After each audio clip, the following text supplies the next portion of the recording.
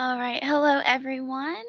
Welcome to my presentation on fueling artistry on and off point. So this is going to be a presentation about nutrition for ballet. So what is ballet? Ballet is defined as an art form created by the movement of the human body. It's also defined by the Encyclopedia Britannica as the theatrical dance in which a formal academic dance technique is combined with other artistic elements such as music, costume, and stage scenery. So when we're talking about ballet, there are two overarching types of ballet performances. First, there are the stories, and then there are the plotless ballets. Stories would follow a storyline and tell something like maybe Cinderella or the Nutcracker, as we've all heard. Then there's the plotless ballets, which are mainly expressions of thought, concept, and emotion using the body. Now we are going to dive into some history about ballet. Ballet has evolved throughout the many periods of time to get to the form that we have today. In this section, we'll discuss some of the periods or eras and their significances and differences. So the first era that I wanted to talk about was the Renaissance era, the ballet decor. So this is an era of entertainment. The dances were performed by noblemen first, and then later by hired courtiers. Ballet came from Italy to France in 1530 when Italian Catherine Medici married Henry XI of France. The next period is the opera ballet. This is in the Baroque period. This is where dancers sang and recited poems while they were dancing. So it was much more vocal and the voices were heard. During this time, there was also the first ballet school that was opened. King Louis at the time opened it because he was a very avid dancer and he wanted to further that throughout the country. Only men were allowed to dance up until 1681. When 1681 came around, the women were able to dance ballet. However, they had to wear gowns that reached the floor when they were dancing. Literally, they barely showed their ankles, and they even had like the tights underneath to cover the ankles because that was not appropriate at the time. So then moving on to ballet d'action, which is in the classical period. This was a time of expression and performance.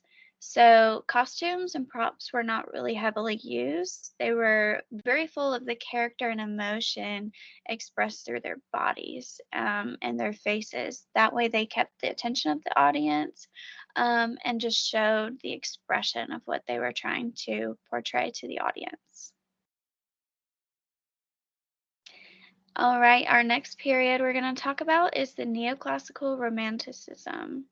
So this is the transition period from classical to the new romantic era. Something of note from this era was the Apollo production that was choreographed by George Balanchine, which was one of the first neoclassical ballets to become successful and popular. This type of ballet defined more of the musically driven era in ballet. It started with the opera and then it just kept driving into more musical of a definition. So then we hit the full romantic ballet era. This was an era full of grace and elegance.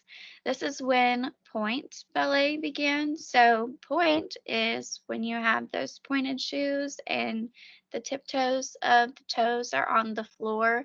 So a lot of female dancers were very good at this skill, doing the point of the ballet. A lot of male dancers decreased heavily during this era, and there was little attention to the male population of dancers. But ballet in general just started to become pretty unpopular at the end of this era.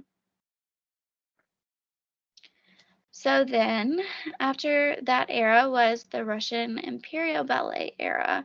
So the Russians saved ballet because they made it popular. They kept the traditions alive. The czars in Russia, who were those in leadership, kept the skills and traditions alive by keeping them in their courts.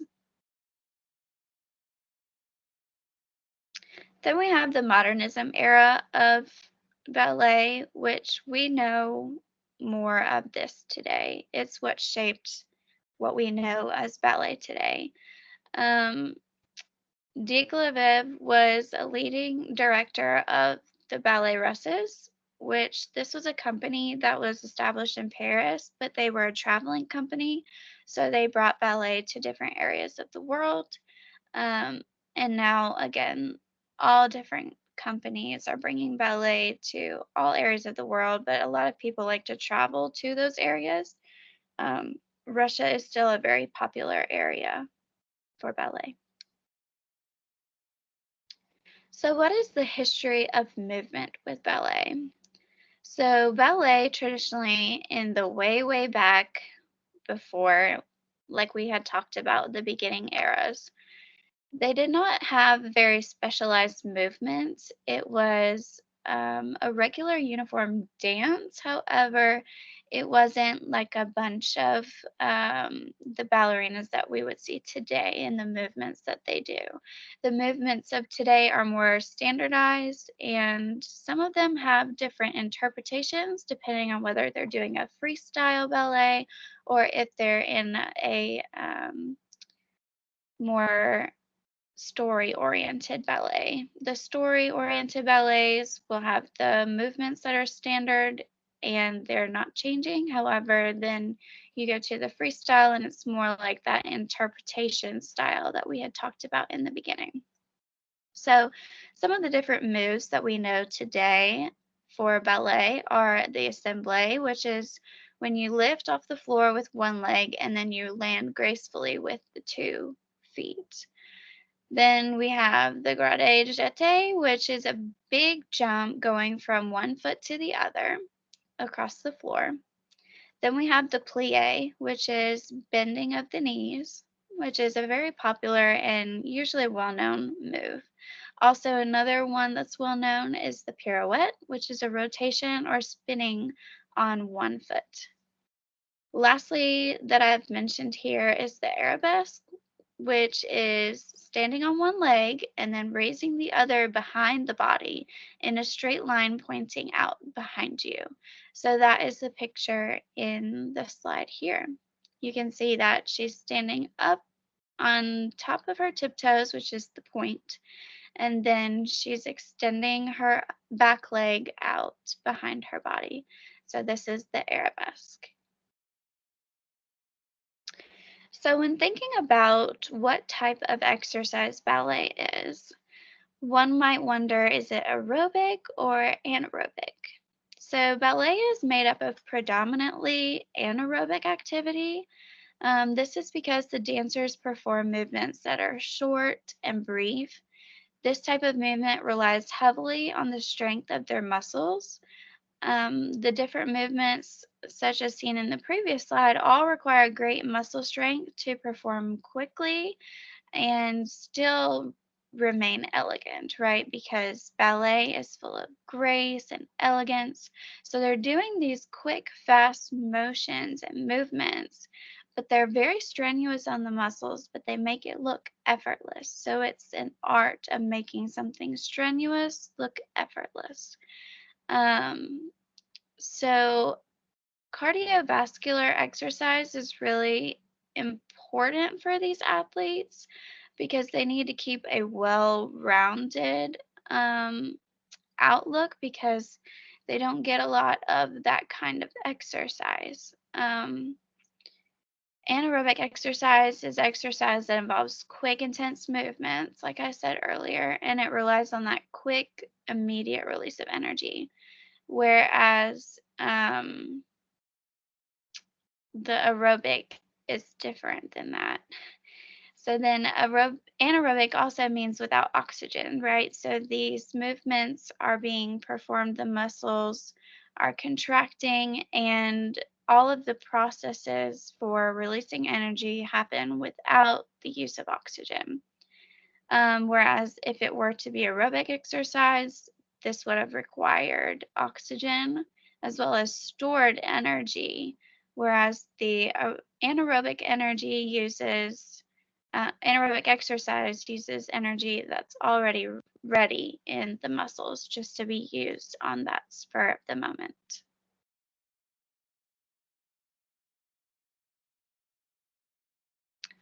So then moving on to training and conditioning for ballet. There are different types of training, however, they still all follow a pretty standardized practice. Trainings can last for up to 5 or 6 hours for professionals for 5 days a week to prepare for their upcoming performances.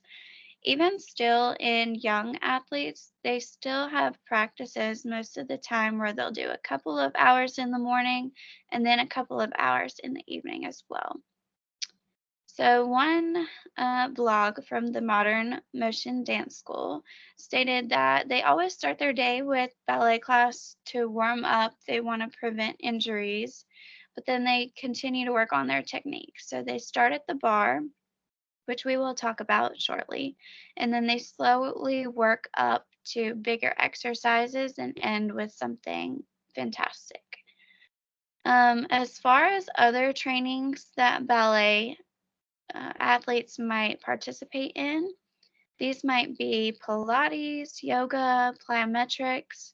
These all have the same types of movements. It's using their body in order to exercise to gain strength for their performances. So, like I was mentioning in the last slide, cardio is really encouraged for these athletes because they need to find that balance, right? So, they're doing a lot of this anaerobic exercise, but they found that a lot of these athletes, their hearts are just not in the right shape. And they really need to be doing some more cardio work in order to increase their stamina, their lung capacity, and muscle endurance. It's just better to have more exercise that is well rounded. Whereas where they're just doing these anaerobic exercises, quick bursts of the same movements over and over again, they're more likely to get these overuse injuries. And if they're able to incorporate cardio every once in a while for something different for their body to be able to strengthen itself, it will help to reduce those stress re- repetitive injuries because they're having this well rounded way of exercise instead of, again, just doing the same repetitive movements over and over. So, now into some basics of ballet energy requirements. So, for my athletes, the average height is about 5'5" and then their average weight is about 108 pounds or 49 kilograms. So I utilize the Mifflin St. John equation and I use my target population of around an 18-year-old female. And so when I utilized this equation, I came up to 1,970 calories per day. This was including the activity factor of a medium to high exercise. And then recommendations for these athletes for carbohydrates is 3 to 5 grams of carbs per day per kilogram. And then for protein, it's 1.2 to 1.7 grams of protein per kilogram per day. And then for fat, we want to stick around 25% of our total caloric intake being from fat. So, as I alluded to earlier, now we're going to talk about the structure of a ballet class. So, first of all, they'll start out at the bar. The bar exercises are small exercises supported by that bar. So, you can see in the photo how they're holding on to the bar on the side. These exercises are then performed one leg at a time. They're working on their foundational movements. Then, after a while, they'll go into the center work. So they'll work on more intricate movements, doing turns and jumps. After this, they'll move into adagio, which is slow, flowing, graceful movements, where they'll go a little bit across the floor. But in this, they're focusing on their balance, their control, and the extension of their limbs. Then we have the pirouettes and the waltz, where they're moving across the floor with slightly faster steps. And then after that, they get to Allegro, where they're doing fast, lively movements and doing jumps and turns everywhere around, just making sure that they have all of their practice in that they can get for their upcoming performances. At the very end, they focus on reverence. So this is their slow time of giving thanks and practicing their elegant bows. So, what is the average duration of time for a competitive act in this sport? So, they are not competing per se, but they are performing. So, their performance times can vary. Some performances are quite long, they could be 2 to 4 hours long. Other performances are shorter, and usually all of these performances have interludes between their acts. So they might have like 3 acts and then an interlude between each of them, just to give the audience a chance to relax. The usually performances have an orchestra, which they need some time, and then also for the dancers as well. So, one of the longest ballets that lasts almost 4 hours is The Sleeping Beauty by Tchaikovsky. So, this ballet often gets cut down nowadays because they don't want to do the whole 4 hours. But again, the full length is 4 hours. So, what is the difference between a mixed rep performance and a full length ballet? So, this is just telling you that there are the two different ones. There are the ones that are shorter, the mixed rep performances, where they have short, brief, like 10 to 20-minute lengths of performances. And then they also vice versa would be the full length ballet, like we had discussed, the Sleeping Beauty, Cinderella, even the Nutcracker would be a full length performance. So now we're going to talk about two famous ballerinas currently. Now looking at them, they look very similar. The first one I want to talk about is Tyler Peck. She is an American ballet dancer. She is a prima ballerina. The prima is the second highest recognition for ballet. She performs at the New York City Ballet. She's won numerous awards and is a very accomplished dancer. She's won awards including the Prima de la Dancia for the International Emerging Artists, as well as an award nominee for Outstanding Performer. As far as her training, she has class every day from about 10:30 in the morning to noon, and then she goes into another rehearsal from 12 to 3. Then she gets an hour off, and then she rehearses again from 4 to 6. Then usually she'll have a show after that at 8, and that will last until, 10 or so, and then she'll be off around 10:30 or later. Mondays are her only day off, and she also loves to practice Pilates to help her with her strength. As for her fueling practices, this was just a stated thing that she did for an article. She said that for breakfast, she likes to do peanut butter with banana on toast or yogurt with berries and orange juice. And then for a snack, she likes to do Cliff bars, Kind bars, always water, and then some Greek yogurt or a banana. So we're seeing constants here. And then for supper, she really likes to do pasta with protein, or she'll just go out somewhere. And she stated she knows it's not healthy, but usually after performances, it's super late, and that's when she finally gets to eat supper. So she is definitely a very accomplished dancer. She also helps those who are coming up in the profession. So she holds her own classes for others to teach them about ballet as well. My next dancer is Marianela Nunes, and she is Argentinian, so she's from Argentina. She is part of the London Royal Ballet, and she performs in the Royal Opera House. Many people refer to her as the queen of ballet just because her movements are so wonderful, and people like to point out that her lines are great. So the lines that she makes with her bodies and her body and the movements that she does are pristine.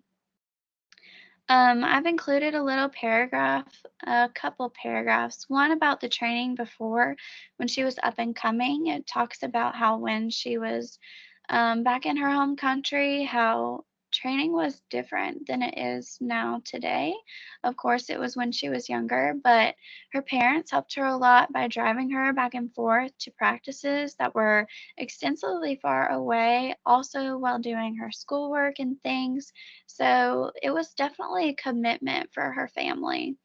But now she definitely has quite the practice schedule, but she also, just like the previous ballerina, Marinella is a prima ballerina as well.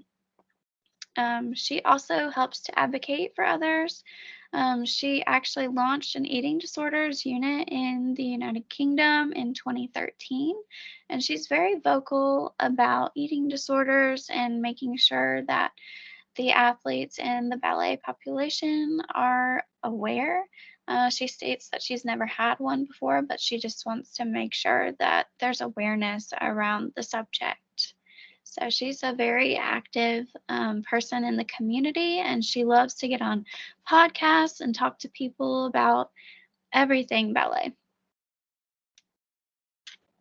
So, now what are some common injuries in ballet? Um, Really, the most common would be the overuse injuries, like I've stated earlier. So, just that repetitive motions of these movements, right, that they're practicing to make sure that they have the perfect elegance and grace with each of these movements. It can cause stress fractures, tendinitis. Some of them get sprains or torn cartilages, and there's other injuries that can happen as well. Um, the list can be extensive, but again, it's just important to make sure that they're getting the well-rounded exercise, making sure that they're able to build other muscle groups um, outside of their regular practice with their ballet dance moves. Um, Nutrition could be great for recovery with an athlete with an injury, especially these athletes because they're constantly using their same muscle groups.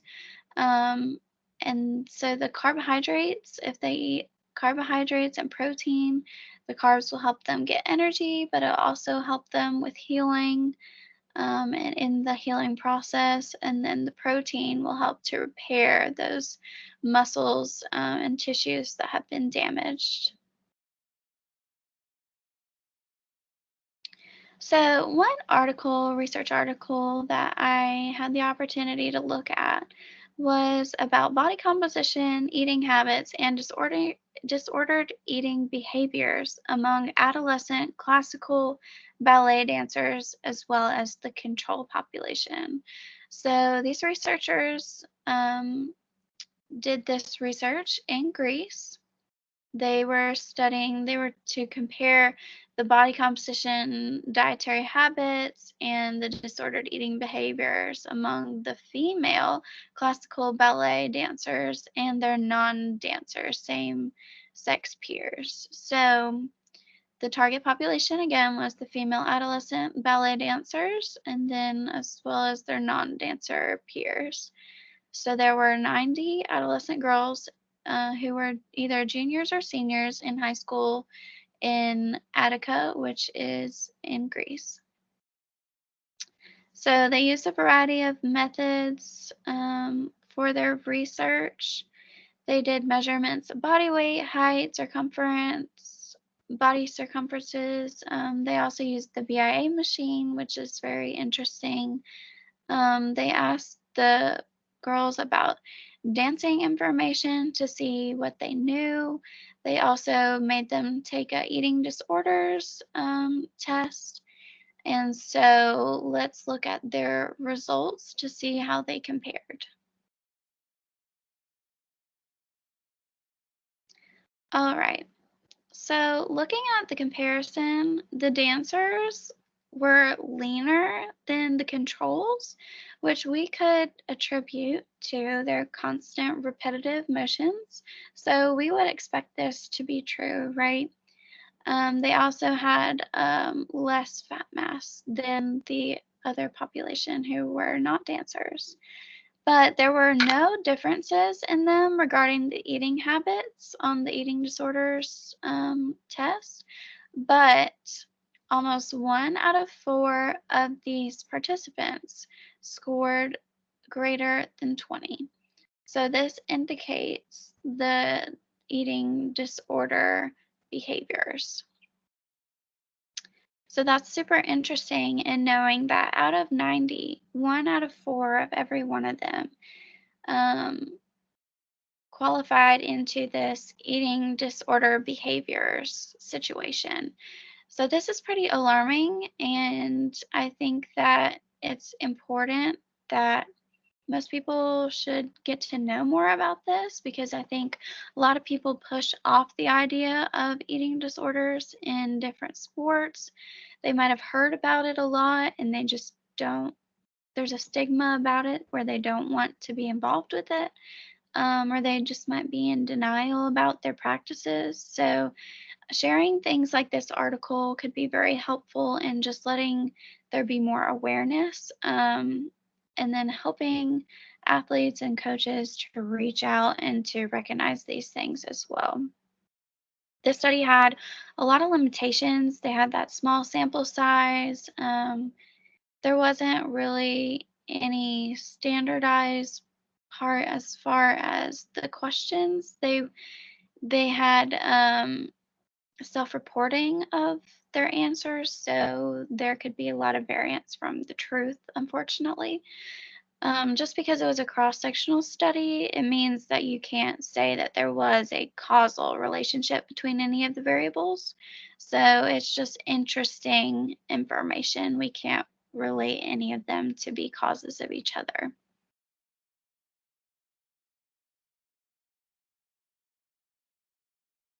So, the next article that I had the opportunity to look at was about investigating the pre professional dancer health status and preventative health knowledge. This was conducted in Australia by a School of Health Sciences. The researchers were a research fellow as well as a dietetics professor in Sydney.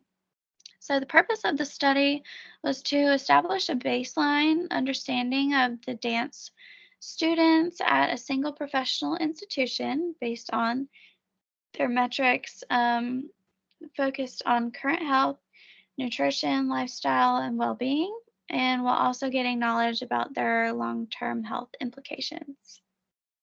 The target population was dance students at the Western Australia Academy of Performing Arts. So the ages varied greatly. They ended up having 63 complete the study in full. A majority of them, about 88% of them, were female. So there wasn't a wide variance in the gender. Um, So, as far as their methods, they did a cross sectional study design just similar to the last one. And they used this dance specific energy availability questionnaire for them all to fill out. That was how they tested their knowledge. So, you can see that through the results, they found in the 63 students The response rate was about 60%. So they didn't get a whole lot of data. Um, the mean BMI for the population, they had different questions such as BMI, as well as dietary questions. We already touched that they had some dance questions as well. Only 25% of this population had ever seen or utilized a qualified dietitian. So that's kind of alarming, right? It's not a really great amount of them. So there's definitely room for improvement on getting some more awareness about our profession out to these athletes. Um, 16% of them reported a history of eating disorders. So that runs just in line with the previous research article and stating the 1 out of 4. So this 16% is pretty close to that percentage as well. So we're seeing quite a steady trend in this dancer health and the prevalence of eating disorders.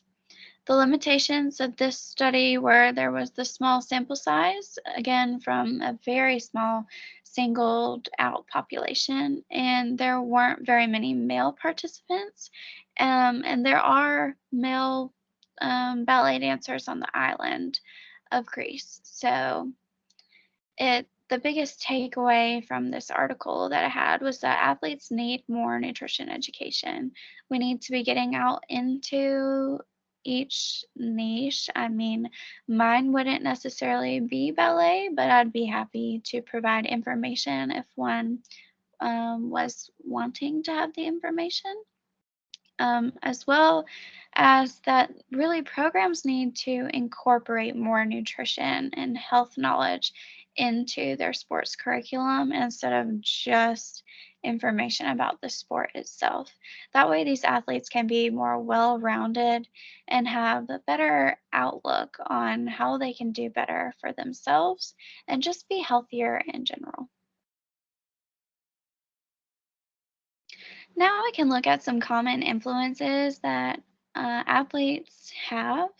So if we look at the ecological model, right? So we've got the child and then the little environment around them. It first is the microsystem. So this would represent anyone in the immediate family or friends, classmates, teammates, and dancing partners.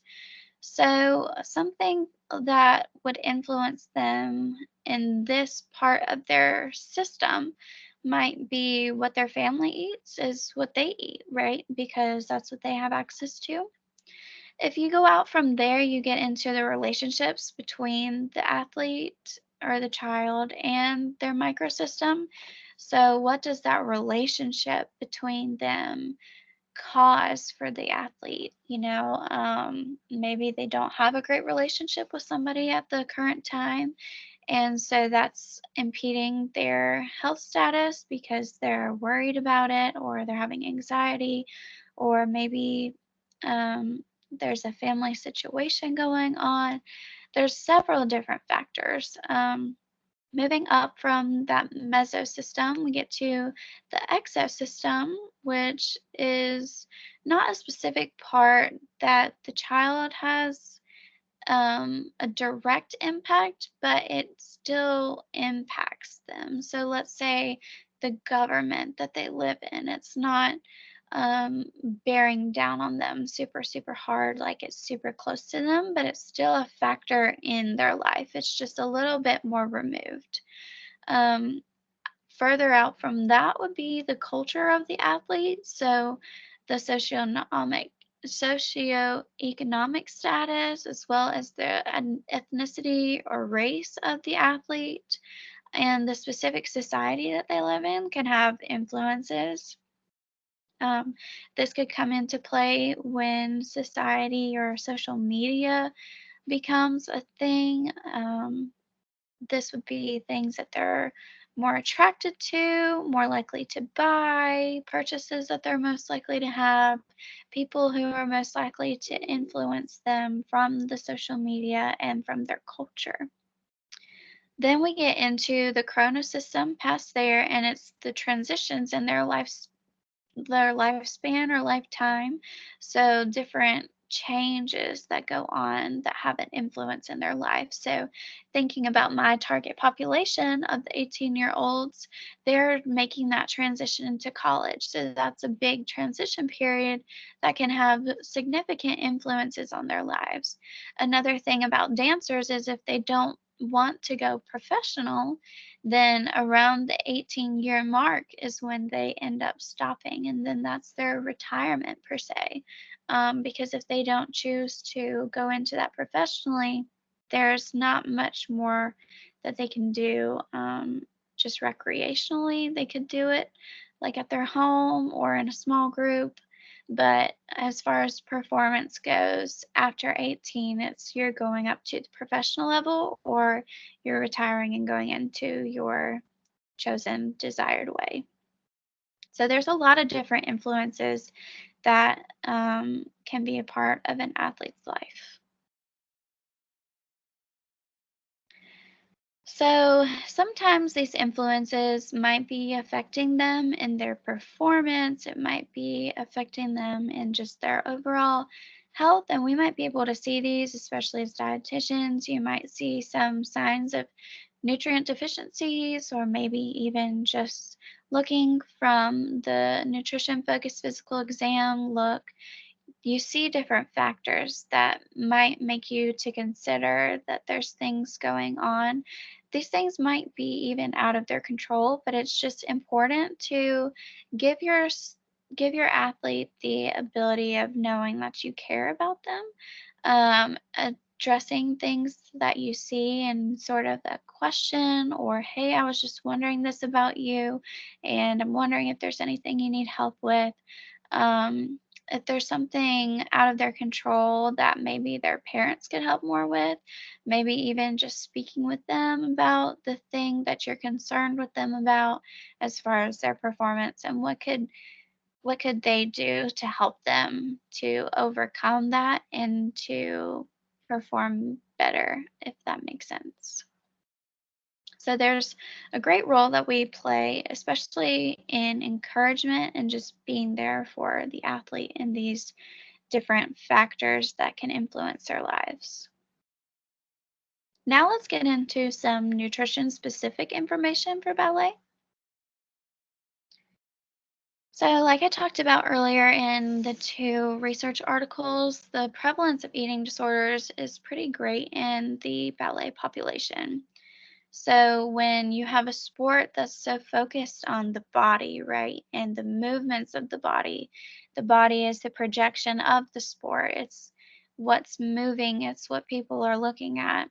There's a high rate of just body imagery. You know, when one is so consumed with their body image, it could end up start being a negative thing. So we have to really look out for that.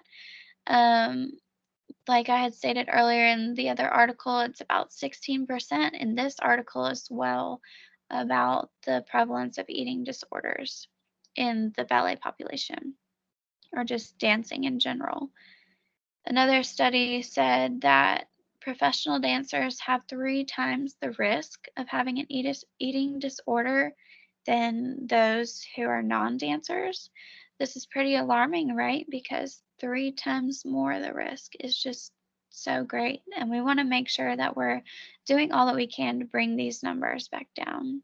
Um, Body image work can be really helpful for these athletes, as well as just making sure that they're keeping in touch with their body, their fullness, their hunger, as well as just making sure that they have well rounded, balanced meals throughout their days.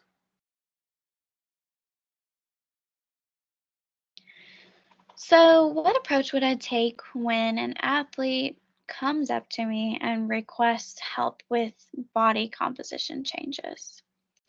So the first thing I would do when addressing this would be to ask why. I would want the athlete to give me some more information on why they need to make these body composition changes. What is their reason? What is their purpose for these changes? We want to know if this is related to body imagery and they're worried about a certain image that they're portraying or that they want to be like, or are they more worried about how can I excel in my sport? I need to do this things to help me with my performance. So there's two different mindsets. One would be an unhealthy mindset, one would be a more good and healthy mindset. So at that point, I would just encourage the athlete that we would work together to do what's best for their performance and their health. I would explain that my philosophy would be able to focus on this performance aspect and not focus on this body image aspect where they might be wanting to look leaner or have a more lean physique. So we want to know the reason why. That way, we're not fostering any behaviors for eating disorder habits because we definitely don't want to start that. We want to keep them on a healthy track to stay healthy and safe throughout their performing career. Now, how would I address the issue of an athlete who wants to use a banned sports supplement to promote an ergogenic effect? So, the first thing I would do would be, again, to ask why. What is your reasoning for wanting to utilize this supplement? What do you know about the supplement? Then I would further explain what I know about the supplement as well as far as its mechanism of action. Then I would explain the consequences of utilizing these banned substances for those desired effects. And then at the end, I would just give my food first philosophy and show these athletes how they might be wanting a certain nutrient because it's been marketed to them well and they've been trapped. They really want to use this substance that way they can get to the next level. But if they find out that the marketing was a scam and they can actually get the same amount from whole food sources, I believe that they would most likely change their mind, but they would also just be able to make more of an informed decision. So, throughout our conversation, I would keep them as involved and active as possible. That way, that they're coming to this informed decision on their own. And it's not like I'm just telling them, you can't use this banned substance. Let's figure out why. Let's have you come to the reasoning of maybe there's a better option for me and they could still get those effects that they really are wanting, but just from food sources, not from illegal banned substances. So here is a little just recommendations for the athletes as far as calcium, vitamin D, iron, the omega 3s, and vitamin C. And then for an athlete who is deficient in these minerals and vitamins, here is a sample of a meal plan that would help them to achieve their daily goals for these vitamins and nutrients without using supplements. Um, so it's very easy to do so. It just takes practice for people because a lot of people are just don't know the information. So it's our job to bring this information to them and show them how easy it can be, and get them living that path to their best life with their performance. So, what are the hydration needs of a ballet performer? So the minimal daily hydration needs are about the same as the regular sports population. It's about like 3 liters of fluid intake. 3 liters is slightly over 12 cups. So 12 cups is about 96 ounces. And that makes sense because the athlete will be perspiring. They're doing all these quick exercise movements for a long period of time. Ballet can be super intense on the muscles because they're contracting and releasing and contracting and releasing. They're doing all these jumps and movements and they're holding it with such grace and elegance. So, There's a lot of the lifting, a lot of poses, and we need to have adequate fluid to replace what's being lost during these routines and performances. So, here's a little list of a plan that they could follow if they want to try to get their total water for the day or just fluid intake. The chart that I have is 108 ounces. Again, it's just great that they have enough fluid to replenish their body and aid in performance as well as in recovery because water does go a long way in helping the body to recover as well. So now 3 sports supplements that might be attractive to these athletes. So the first one is the Cherry Bundy Performance Pure Concentrate Shot, which is 100% tart cherry.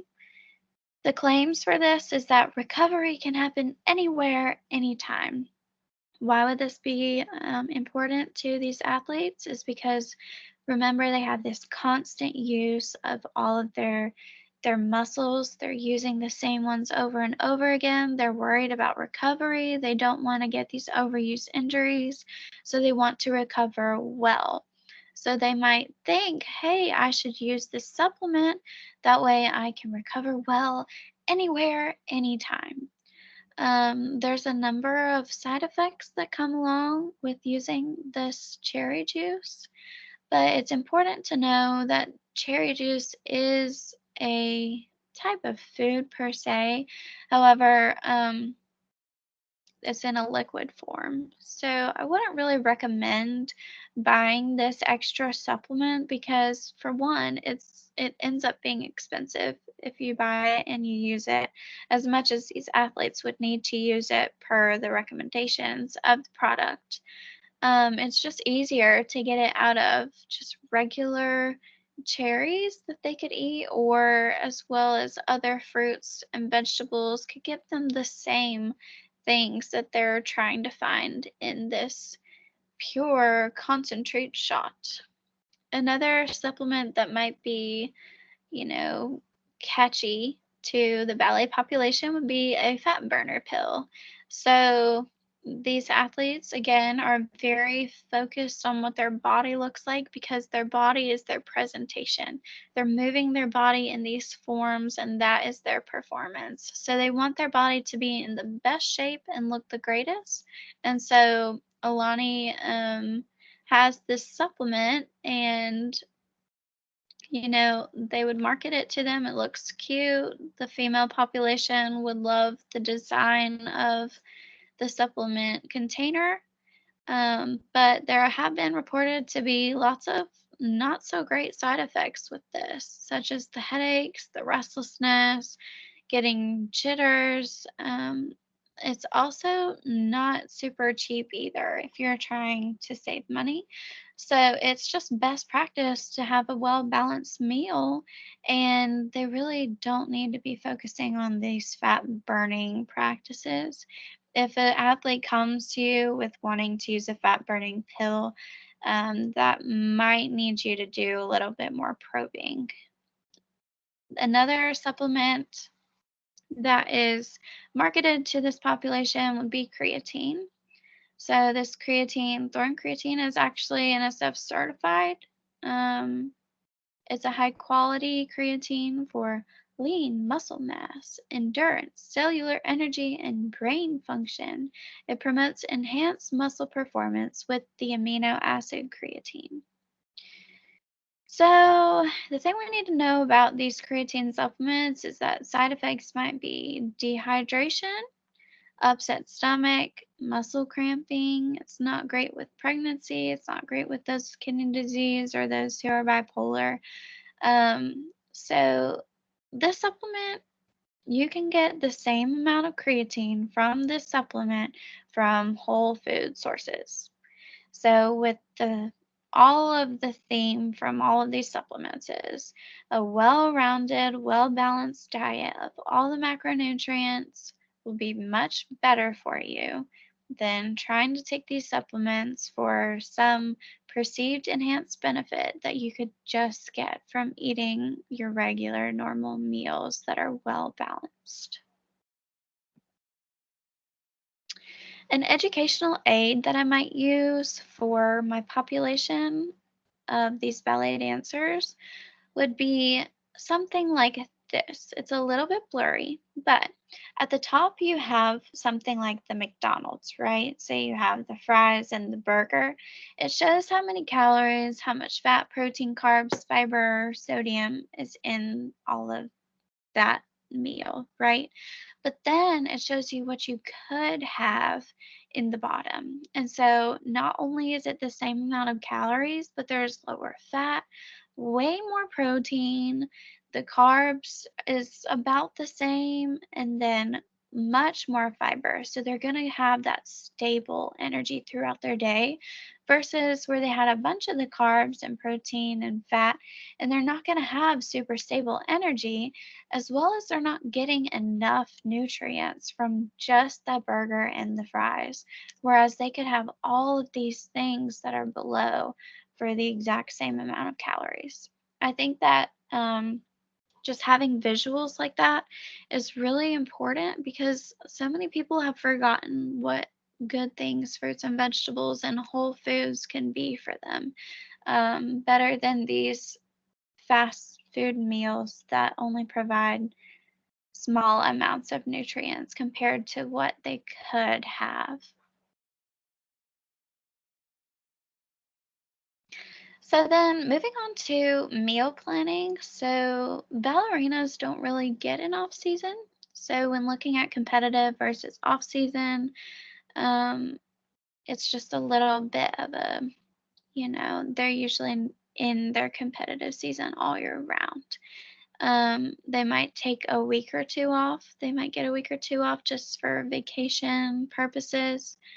But if they were in this vacation time, they could just decrease their activity factor. But a lot of them also like to still engage in Pilates and other strength training exercises that are about the same that use the body movements. So I would still recommend the same diet that they have in their competitive season.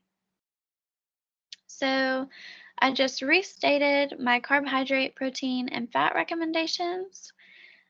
The sample meal plan that I came up with was for breakfast to have some Greek yogurt with blueberries and orange juice. Then for a snack during the day would be some whole wheat crackers and a medium apple. Then for lunch, a whole grain turkey, lettuce, tomato, and avocado sandwich, and then two little cutie oranges. For a snack after lunch would be some fresh popped popcorn, cantaloupe, and 2% reduced fat chocolate milk.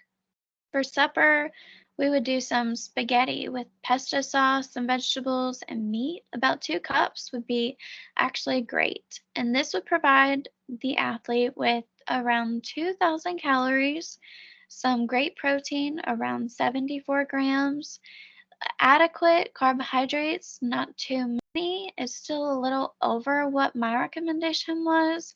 However, it's okay for this athlete because of how much that they're performing and how much they're going to need that energy. And then the fat is still within the range that it needs to be. So a little more about fueling to be on point. So some fueling station ideas, you could have them in the hallways or entrances to the practice facilities. They could just be like grazing tables where the athletes could come up and just pick a snack, or they could be more in the form of a meal. So you have a line going through. But some ideas for some quick foods for these athletes would be some trail mix, fresh fruits that are cut up, fresh vegetables in a bag, protein bars, smoothies, recovery drinks, and best of all, some water. Water is super important.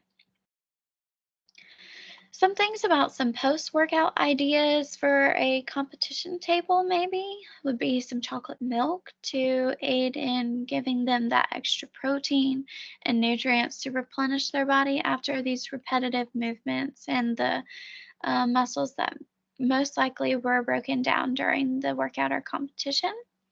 Also, Greek yogurt with berries could be helpful to replace carbohydrates and protein as well. And then the berries would also provide them with antioxidants and help them with breathing, and the other great things that antioxidants do for us. Water is definitely allowed on every table. I want water to be there all the time because we need adequate hydration for these athletes. Then another example of a food could be some cuties, like the little small oranges. These fruits could help to decrease the lactic acid buildup and provide the body with nutrients that were depleted, like those carbs and electrolytes. And then another idea could be some avocado toast for the athletes. So this could be more of a breakfast food, but it could also just provide a great amount of energy, and recovery enhancing properties to these athletes. Just being able to replace all that muscle glycogen and as well as the protein that was lost with exercise. A pre-event table might include something like for a meal per se, maybe a sandwich. So maybe we're gonna do a chicken sandwich for the pre-meal, the pre-event, before their big dance. So we're doing the chicken with some whole wheat bread, tomato, lettuce, avocado, maybe a small fruit salad with it, or some pistachios or nuts. Even just a pasta salad with a bunch of chopped vegetables would be helpful. Just some energy sources, carbohydrates, protein, mostly carbohydrates, so that they can tap into these sources and use them for those quick bursts of energy that they're going to need with their performance. We've talked about a lot today. Thank you so much for joining me in my presentation. Some things that I've learned so many things about ballet that I really didn't have the interest in, but I'm glad that I was able to learn. Ballet is super complex. Ballerinas, they rely on so many of the body systems, um, and muscles to be able to perform these movements in the graceful nature that they do.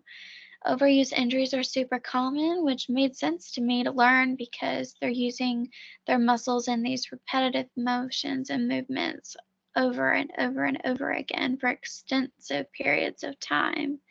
Um, so performances can last super long. I did not know that they could go for 4 or more hours.